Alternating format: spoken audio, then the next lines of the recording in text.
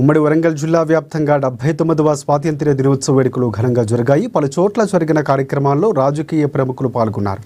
హనుమకొండ జిల్లా పరేడ్ గ్రౌండ్లో జరిగిన వేడుకల్లో మంత్రి కొండా సురేఖ పాల్గొని జాతీయ జెండాను ఆవిష్కరించారు.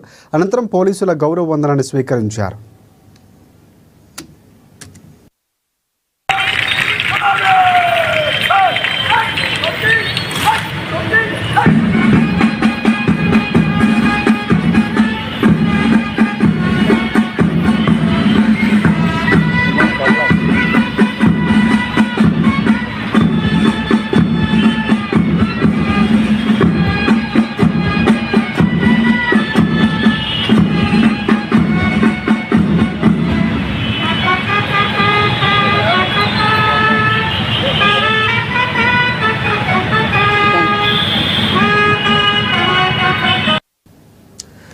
ఇక పరకాల ఎమ్మెల్యే క్యాంపు కార్యాలయంలో ఇండిపెండెంట్